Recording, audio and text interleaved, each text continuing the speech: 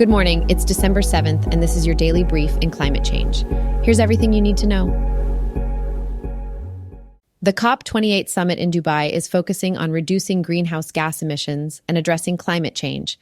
Saudi Arabia is hindering efforts to phase out fossil fuels. November 2023 marked 6 consecutive months of record-breaking temperatures, indicating the urgency of climate change. The influence of fossil fuel lobbyists on the negotiations is causing concern. Despite evidence, many countries are still financing expansions of fossil fuels. Major oil and gas producers are opposing measures to phase out fossil fuels. The UAE is criticized for neglecting migrant workers' health, despite hosting the UN Climate Summit. The US, Canada, and 61 other nations have committed to reducing emissions from cooling and improving energy efficiency through the Cooling Pledge. Over 120 countries have pledged to triple global renewable energy deployment by 2030, with major polluters expressing concerns.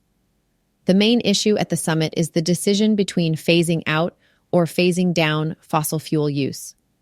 The final agreement from the summit is expected on December 12th.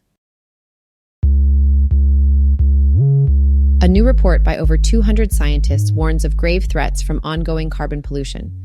The report identifies 26 tipping points, including the collapse of big ice sheets and the death of coral reefs, that could lead to irreversible catastrophes.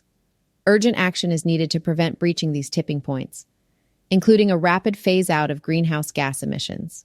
The risks of crossing tipping points include mass displacement, political instability, and financial collapse. Positive tipping points, such as the decreasing cost of renewable energy and the increase in electric vehicle sales, are highlighted. Achieving net zero emissions by mid-century will not prevent surpassing critical thresholds. A deliberate phase-out of fossil fuels is necessary. Suggestion of a global summit at the upcoming UN Climate Conference to share knowledge and manage risks. The report emphasizes that the choices made now will shape the future trajectory of the planet. The COP28 Climate Conference is nearing its end, with UN Climate Chief Simon Steele and Conference President Sultan Al Jaber calling for strong action against global warming.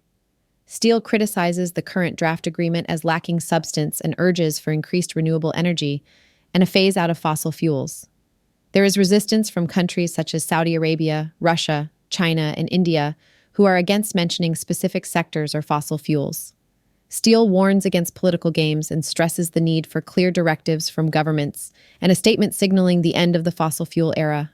Al Jaber highlights the importance of finding common ground, even on contentious issues like fossil fuels, to secure an ambitious final agreement.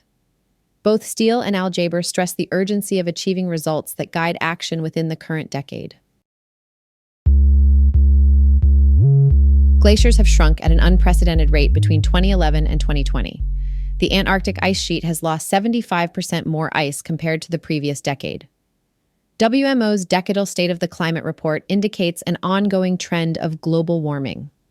Warming oceans and melting ice sheets have nearly doubled the rate of sea level rise.